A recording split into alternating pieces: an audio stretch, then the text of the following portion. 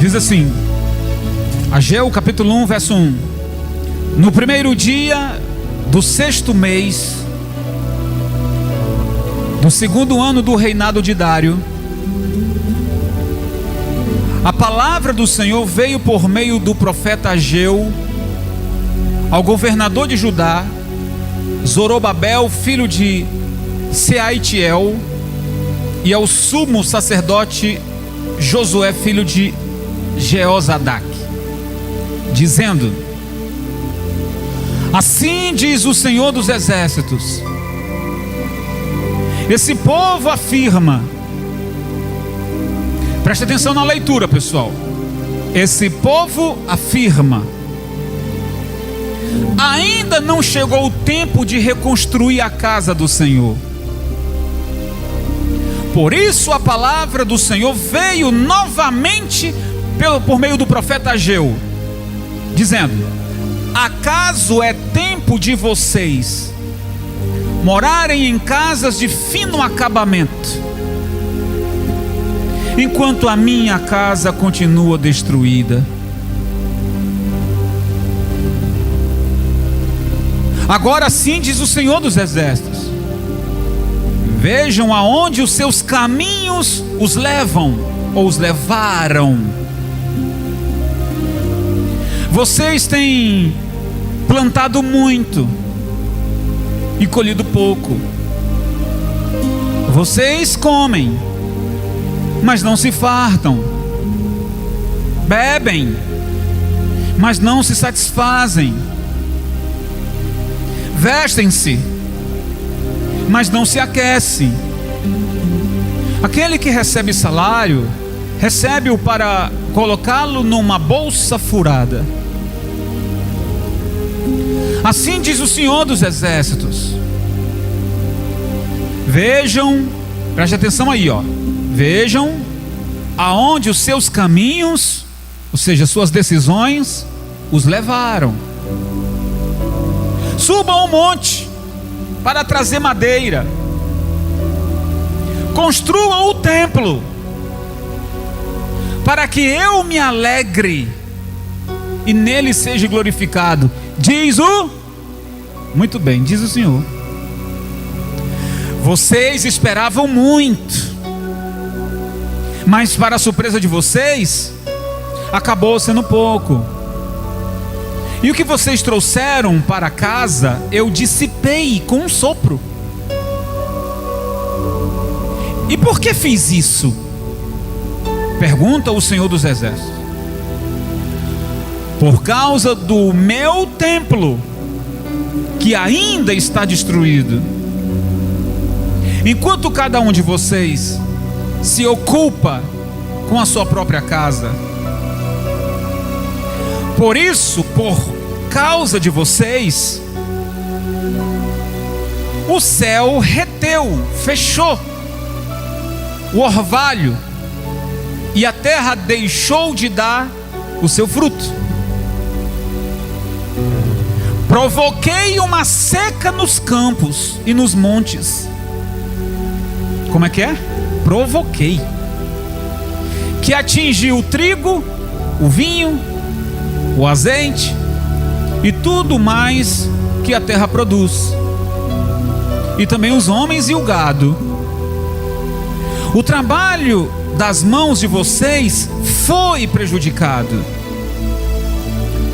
Zorobabel, filho de Sealtiel, o sumo sacerdote Josué, filho de Jeozadaque, e todo o restante do povo obedeceram a voz do Senhor, o seu Deus.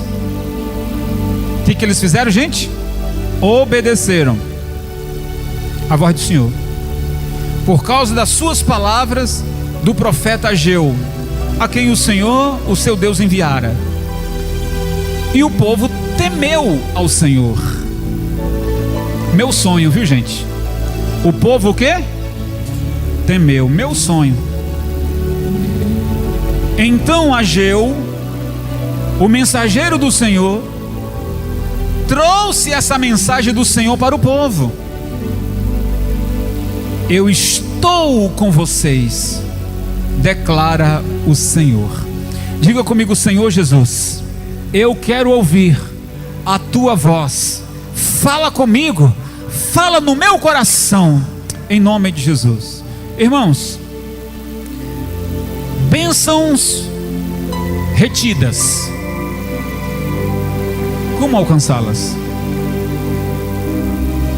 Então, diante do texto, a gente já aprende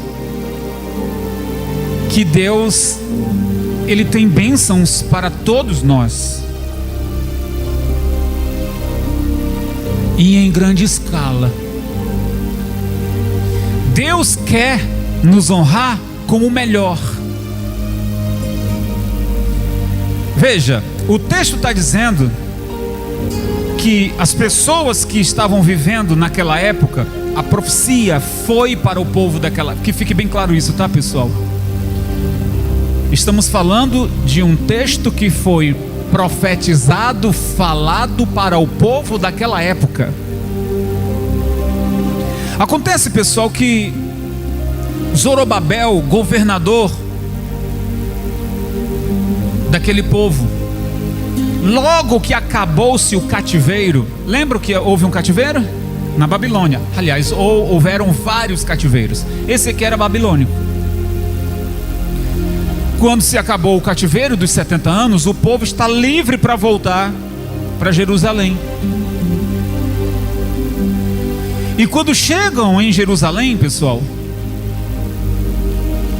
diz que o templo do Senhor estava destruído. Então, houve um cativeiro de 70 anos, e durante esse tempo, a cidade de Jerusalém foi arrasada. Estrangeiros, ladrões passaram por lá, roubaram, tocaram fogo, derribaram o templo do Senhor. Então a coisa estava feia, partindo do templo. Então quando o povo chega em Jerusalém, que vê, não vê aquelas 1000 maravilhas não.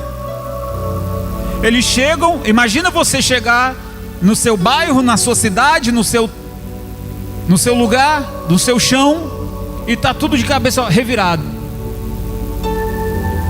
Imagina, passou um furacão, arrebentou com tudo, matou animais, destruiu lavouras, enfim, arrasou-se. Quando o povo chega ali, eles chegam com uma esperança, mas a primeira coisa que eles fazem não é ir para o templo. Ô bispo, não havia templo, o templo foi destruído, ok, mas não houve nenhuma reunião ou nenhuma espécie de ajuntamento para dizer assim: pessoal, vamos louvar ao Senhor, porque o Senhor quebrou o cativeiro, voltamos para a nossa terra e vamos começar tudo de novo, somos livres, louvado seja Deus. Eles fizeram isso? Não houve um ajuntamento, não houve uma reunião, não houve um acampamento em nome do Senhor. O que aconteceu? Cada um olhou para um lado, olhou para o outro, disse: eu vou pegar aquele terreno. O outro disse: eu vou construir a minha casa acolá. O outro disse: eu vou fazer no céu. Cada um só se preocupou com o seu umbigo. Cada um só se preocupou com a sua casa. Onde eu vou morar? Tudo está destruído, vou construir a minha casa. O texto é muito claro. Então, o Senhor está percebendo aquilo. Eles estão trabalhando, e eles trabalhavam muito. Trabalhava. E na hora de colher, colhiam. Presta atenção na mensagem. Colhiam pouco. Comiam, mas não se fartavam. Bebiam, mas não matava a sede. Vestiam-se, mas não se aqueciam. Vamos abrir o verbo. As roupas eram velhas, rasgadas. Eles passavam dificuldades financeiras. Comiam, mas passavam dificuldades. A pregação de hoje está falando sobre bênçãos retidas. Como alcançá-las? Como tomar posse delas? Aí o Senhor envia um profeta. Estou falando do que aconteceu naquela época. O profeta Ageu vem sob a autoridade do Senhor e passa na cara deles. Olha, sabe por que está acontecendo isso com vocês? Porque vocês abandonaram o Senhor. Vocês gastaram todo o tempo da vossa vida com os seus apretextos. Então, gente, nós estamos lendo hoje essa palavra que foi apontada para aquela época, mas parece que foi para nós. Ou parece que a história se repete. Quem está entendendo, pessoal? Porque hoje o que mais a gente vê é pessoas preocupadas com os seus próprios assuntos. Adorar a Deus, servir ao Senhor é sempre uma canseira. Estou cansado, não tenho tempo de ir para a igreja, não tenho tempo de orar, não tenho tempo de buscar ao Senhor. Se eu tivesse tempo eu ia buscar mais o Senhor. Gente, todos nós trabalhamos, e nem Deus quer que você abandone o seu trabalho, tem que trabalhar mesmo. Mas você tem que aprender a colocar prioridades. Prioridades. Você se batizou nas águas, você fez uma aliança com Deus, você que entregou a sua vida para Jesus e se batizou nas águas. Eu costumo dizer que o batismo nas águas é um compromisso, é uma aliança. Você não pode abandonar isso.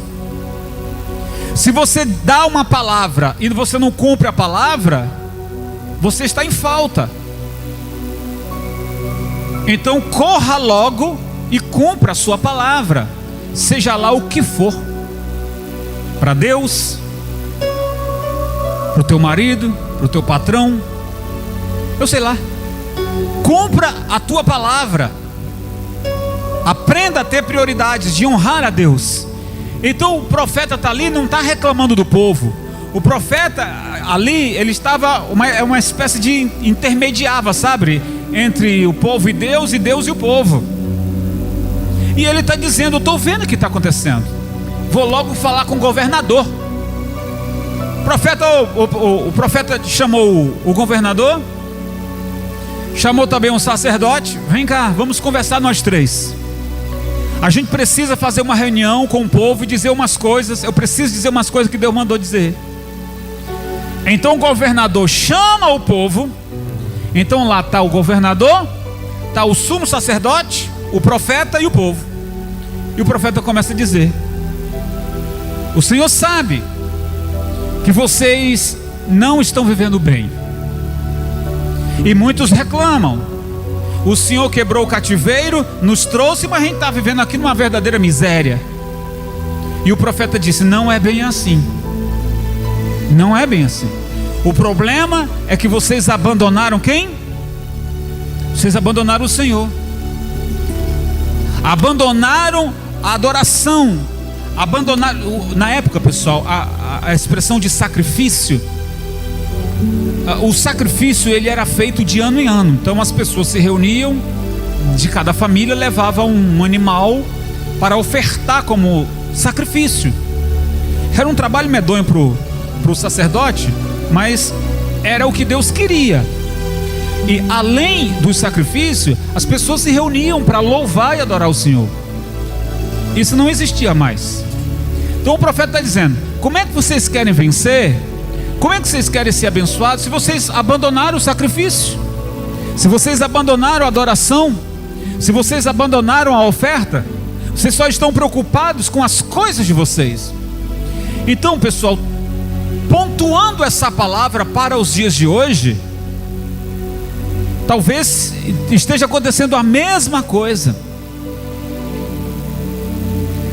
Sabe o que é o céu se fechar e não cair nenhuma gota d'água?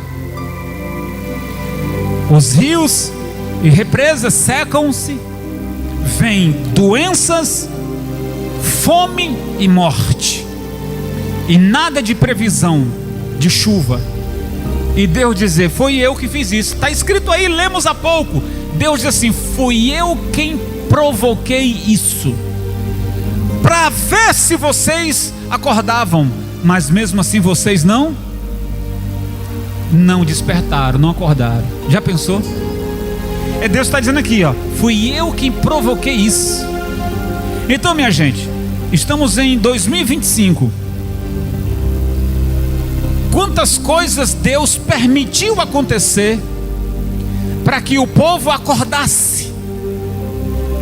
Sim ou não? Guerras, pandemia, crise, um monte de coisa. Não apenas voltado, digamos assim, para todo o povo, mas quem sabe alguma coisa da sua vida, algo pessoal seu. E Deus provocou um aperto, uma dor. Deus provocou uma situação para que você acordasse, mas você não acordou. E agora? O povo está vivendo aqui, ó. E não era coisa de um ano. As pessoas não diziam assim, tá com 1 ano que a gente veio para cá, tá com 2 anos que a gente chegou aqui. Foram 18 anos. 18 anos é um tempo considerável, sim ou não? 18 anos de peia, 18 anos de só suor, 18 anos só de luta. E não houve por parte do povo a iniciativa de dizer assim, vamos fazer alguma coisa para mudar. Não houve. Por isso, gente, que eu vejo o amor de Deus, porque Deus deu as razões para que o povo se acordasse, mas o povo não se acorda. Então Deus vai, poxa, esse povo está de coração duro mesmo, mas eu os amo, eu vou mandar um profeta mandar uma mensagem. E o profeta manda essa mensagem. E aí, para nossa surpresa, ou para a minha surpresa, porque eu gostaria muito, é o meu sonho de ver as pessoas ouvindo a voz de Deus. Eu estou falando da crédito à palavra. O texto diz que o povo ouviu e obedeceu. Glória a Deus, gente. Poxa, pelo menos isso, né? Quando o profeta falou, não houve ninguém que viesse discordar. Não houve ninguém que viesse falar o contrário. Todo o povo baixou a cabeça e disse, e envergonhados: é verdade. É verdade. A gente não se reuniu para construir o templo do Senhor. O Senhor diz: subam ao monte, cortem madeira, reúnam-se, tragam prata, ouro, construam novamente o templo, reative o sacrifício, reative a adoração, e eu abrirei as janelas dos céus e derramarei bênçãos sem medidas. Está percebendo como é que é? Então veja, pessoal, o templo naquela época, o templo de cimento, de colunas, naquela época o templo era a habitação de Deus na terra. Isso mudou, certo? Por meio de Jesus isso mudou. Ou quem mudou isso foi Jesus.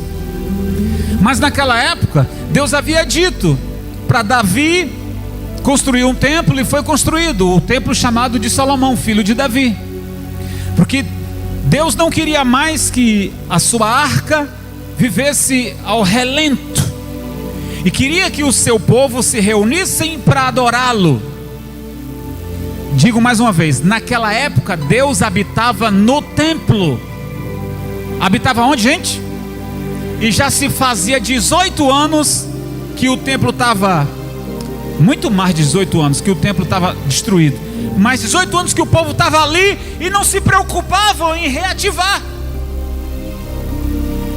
Então o Senhor sentia dor. Esse povo não me adora mais? Esse povo não me oferta mais? E o Senhor disse: tá bom, então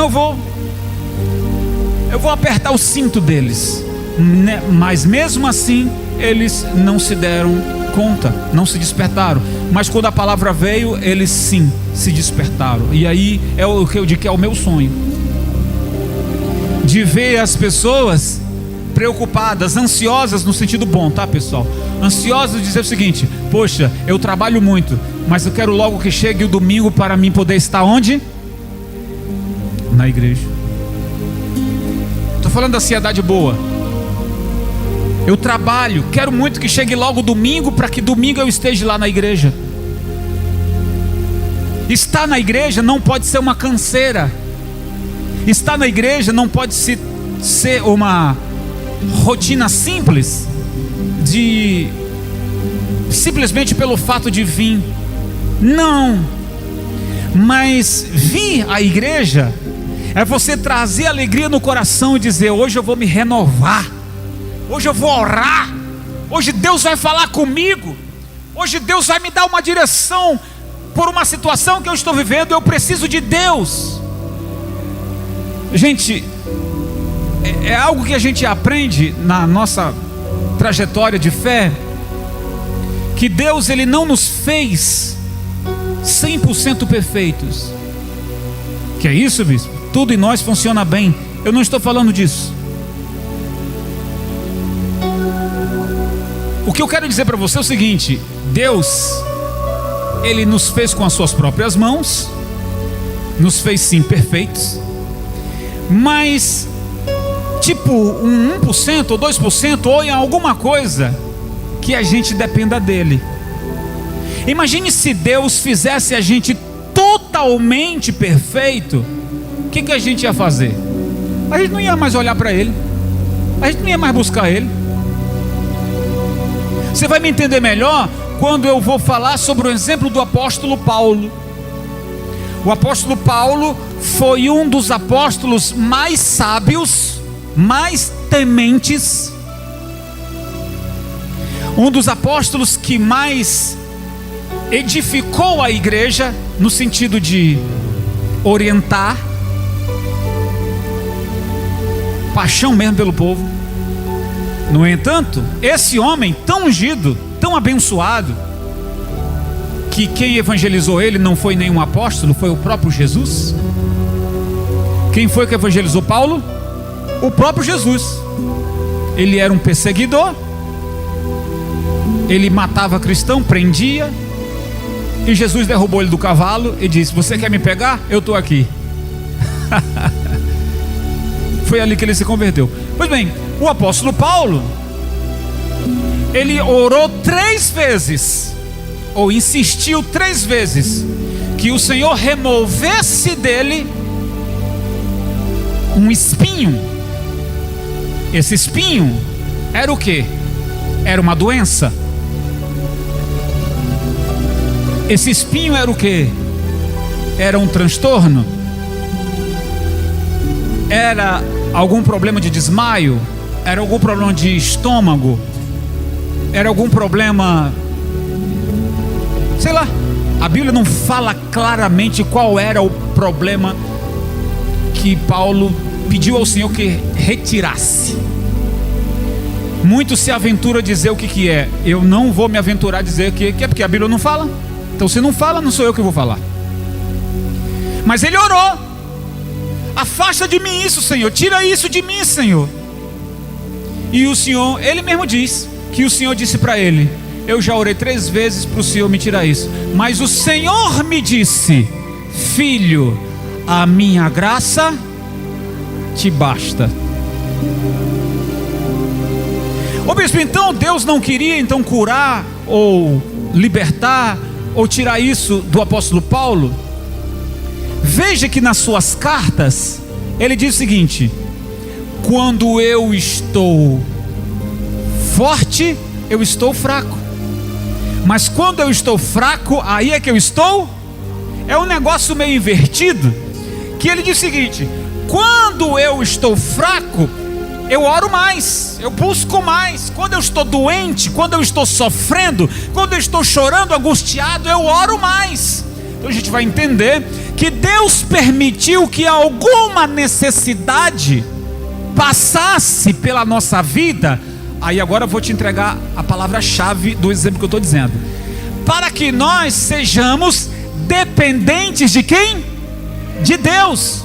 Porque no dia que você achar que você não precisa mais de Deus, você está perdido. Você pode ter todo o dinheiro do mundo, você ainda precisa de quem? Você pode ter toda a saúde que um corpo necessita, ou até mesmo na idade mais avançada, ainda assim você vai precisar de quem?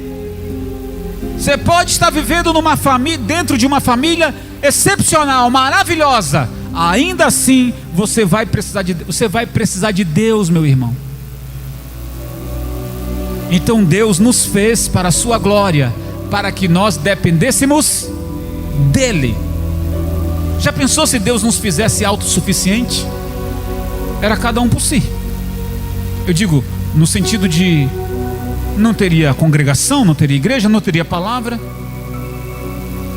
Então, como servo do Senhor e bispo, não quer dizer que cheguei à minha totalidade, não quer dizer que sei de tudo. Não, eu continuo aprendendo, eu continuo tendo a curiosidade de saber mais de Deus, conhecer mais a Deus. Amém, pessoal? Amém, gente? Você entregou a sua vida para Jesus, teve um encontro com Ele, foi maravilhoso, mas você ainda, Deus nunca vai te revelar tudo. Todo dia você aprende algo, é uma experiência nova. Todo dia é mais um tijolinho que você constrói. É uma construção, é evolução espiritual. Eu estou falando isso dentro do campo do compromisso. Porque esse povo aqui, há 18 anos já estavam frios. Estavam frios. Precisou Deus dar uma chacoalhada e dizer: ei, quando é que vocês vão me buscar? Quando é que vocês vão construir o templo? A Bíblia diz que o povo se reuniu, entenderam aquela palavra e eles foram. E diz a Bíblia que o povo se ajuntou. Eles deram ouro, doaram ouro, prata, cobre, madeira, trabalho braçal, claro, os que podiam. Então tinha gente que era servente, tinha gente que era pedreiro, tinha gente que era ajudador, tinha outros que trabalhavam na limpeza. Todos eles se reuniram para a contribuição ou da construção do templo do Senhor. O templo do Senhor estabelecido, foram para festejar, adorar, louvar, apresentar a sua vida. Era aquilo que Deus queria. Paz, meus senhores, imediatamente o Senhor abençoou aquele povo, aquela terra. Gente, imagina isso agora. E o que eu quero falar de templo não é esse. Vamos para os nossos dias. Diga: eu sou o templo. Você é o templo do Senhor. Então vamos lá. Se o templo do Senhor da tua vida está derribado, como é que Deus pode operar? Se o altar da tua vida está cheio de poeira, cinzas, teia de aranha, se o altar do Senhor da tua vida, teu coração, a tua expressão de temor e adoração está totalmente abandonada, o Senhor está dizendo: eu vejo que você trabalha, e quando recebe o salário, coloca todo ele num saquitel, ou seja, o dinheiro. O Senhor está dizendo: eu sei. Aí você diz: Senhor, me abençoa, eu quero prosperar, eu quero ser dizimista, eu quero ajudar mais na obra, me abençoa. E o Senhor fica só olhando para você: eu não quero teu dinheiro não, eu quero que você volte para mim. Glória a Deus, pessoal. Eu quero que você volte para mim, eu quero que você volte a orar, eu quero que você volte a adorar, eu quero que você volte a se enturmar na minha casa, se dedicar. O Senhor está dizendo: eu quero que você volte. Se você voltar para mim, as bênçãos retidas, porque elas foram o quê? Retidas. As bênçãos foram retidas. O Senhor cerrou o céu. E no momento em que você voltar para Deus, soa estranho, né, a gente falar isso. Ô bispo, voltar para Deus, eu estou aqui na igreja. Mas estar na igreja não quer dizer que você voltou para Deus. Não, eu estou na igreja, então eu estou na presença de Deus. Tá mesmo? Tá mesmo? Ah, bispo, não estou não. Eu estou na igreja mais para receber as bênçãos, mas eu estou longe da adoração. Então volte. Desculpa, pessoal, não é todo mundo que prega, não é qualquer pastor que prega isso, mas eu tenho coragem de pregar. Eu sei que vou sofrer algumas consequências. Vou sofrer não, tenho sofrido algumas consequências, mas eu não estou aqui para agradar vocês não. Se eu conseguir agradar vocês pela palavra de Deus, amém. Mas se eu não conseguir, procura outra igreja. Vai para outra igreja. Lá talvez você encontre alguém que agrade você. Porque se eu agradar você, no sentido de dizer para você que o seu pecado, o seu erro está tudo bem, e eu passar a mão na sua cabeça, eu vou perder a sua alma, a minha, vou ser cobrado diante de Deus, e o negócio vai ficar feio. E depois você vai me cobrar lá. Ô bispo, o senhor não me ajudou, eu poderia ter falado a verdade. Pois é, nós estamos juntos aqui hoje. Então esse pecado aí eu não vou levar não. Amém, gente? Então eu vou falar, você gostando ou não, porque você tem que entender que até eu, o homem de sacrifício, já vive isso há tempos, há anos. Vida de sacrifício, vida de entrega, vida de renúncia. É uma vida de sacrifício. E ainda ter que suportar a oposição de dizer: eu não gostei da pregação do bispo. Ah, você não gostou? Então vai reclamar com Deus, porque foi Deus que falou. Porque eu não subo aqui nesse altar para trazer para você uma heresia. O que é heresia? Heresia é algo que está fora da palavra de... E o pastor, o sacerdote que no altar ele prega uma heresia e sustenta ela, ele torna-se um herege. E o herege, ele é abominável diante dos olhos de Deus. Então ele pode ter uma multidão aplaudindo ele, mas Deus olha e diz: você me aborrece. Quem está me entendendo, pessoal? As pessoas estão aplaudindo os hereges, e Deus está olhando e dizendo: você me aborrece. Porque o herege quer a glória para ele. O herege, ele quer que as pessoas batam palmas para ele, dê parabéns para ele.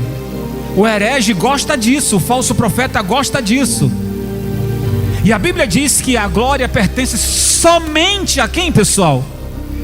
Somente a Deus.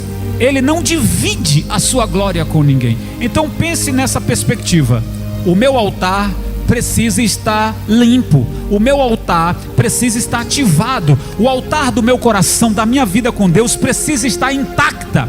Eu preciso voltar para o primeiro amor. Eu preciso reativar a minha fidelidade a Deus. Eu preciso melhorar a minha adoração. Eu preciso me doar mais para Deus. É isso. E por consequência de eu me doar, consequências de eu investir no lado espiritual, as consequências serão as melhores possíveis. Você será benquisto pelos olhos de Deus, você será abençoado, você terá prazer. Olha, eu não merecia isso, e Deus foi e me deu. E por que Deus me deu? Eu nem merecia. Deus sabe do seu esforço, da sua fé, achei a palavra, pessoal, sinceridade, temor a Deus. Sinceridade e temor a Deus. E Ele te abençoou. Para finalizar, vocês já ouviram aquela palavra quando Jesus foi pedir uma oferta? Jesus estava fazendo um culto e aí pediu a oferta. Olha, pessoal, ajudem a obra. Esse é o momento de vocês trazerem aqui as ofertas. Então tinha lá um gasofilácio e as pessoas vinham e colocavam ali dinheiro, a oferta. E está vindo uma pobre viúva. Atenção para esse detalhe. Uma pobre viúva. Ela veio. Ela tinha quanto? Quanto? 2. Uma pobre viúva. Ela veio. Escuta isso, pessoal. Se Jesus dissesse assim: ei, minha filha, você não precisa dar não, porque você, tadinha, não, volte para o seu lugar, não precisa você dar não, tá? Jesus fez isso? Ou então Jesus dissesse assim: então tá, você tem 2, me dê uma e fica com a outra. Foi assim? Foi assim? Não. Ele está olhando para ela e ela coloca lá as 2, feliz da vida. E o Senhor diz para ela: gente, eu preciso falar uma coisa para vocês. Eu estou vendo aqui ricos vindo aqui e dão o que sobra. O que sobra dos ricos era muito mais do que 2 moedas. Mas de quem mais eu me agradei foi desta pobre viúva, que de sua pobreza deu tudo. Então eu digo para o Senhor disse para ela: eu digo para você que aonde for pregado o meu evangelho será lembrado, você será abençoada. Então vamos lá, pessoal. Aquela pobre viúva, ela continuou pobre? Hein? Sim ou não? O Senhor disse para ela: eu não vou me esquecer de você. Pô, eu quero muito que Deus não se esqueça de mim, que Ele lembre de mim sempre. Sim ou não? Então nas minhas batalhas o Senhor estará comigo. Então acabou a pobreza, meu irmão. Se Jesus está com você, acabou a pobreza. Se Jesus falou assim: eu não vou me esquecer de você, acabou a pobreza, acabou os problemas. O Senhor sabe que eu tenho um assunto para resolver, e Ele percebeu que eu trabalhei, lutei e não consegui para honrá-lo, e Ele vai me abençoar. Vai chegar o dia, eu vou ter até muito mais. Amém, gente? Então veja, Jesus, Ele aceitou a oferta daquela mulher. Então o que estava no coração dela? Bom, vamos pensar, né? A gente não sabe do coração de ninguém, mas vamos imaginar que o que aquela pobre viúva tinha no seu coração? Ela tinha no seu coração temor. Ela tinha no seu coração: se eu vou dar e não vai me fazer falta, porque eu estou dando para alguém que pode me abençoar.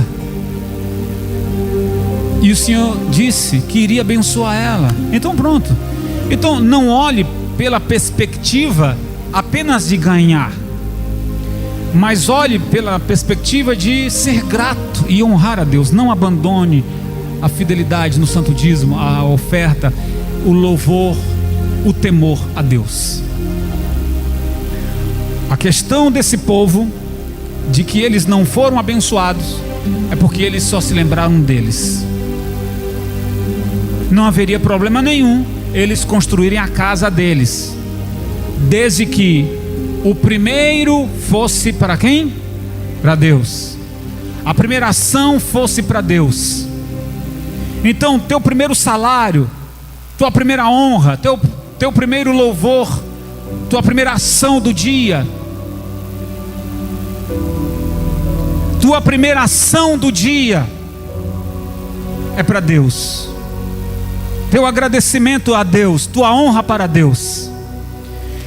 E fazendo isso, pessoal, que alguns até consideram sem expressão ou sem valor, mas isso faz toda a diferença.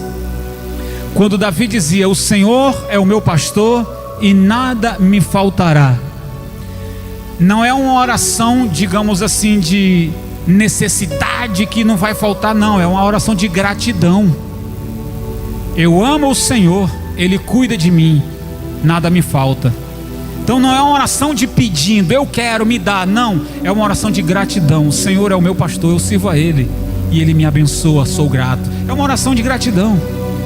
Então quando a gratidão vai na frente, quando o temor vai na frente, quando a ação de colocar Deus em primeiro lugar, Deus percebe isso, Ele não vai reter mais as suas bênçãos.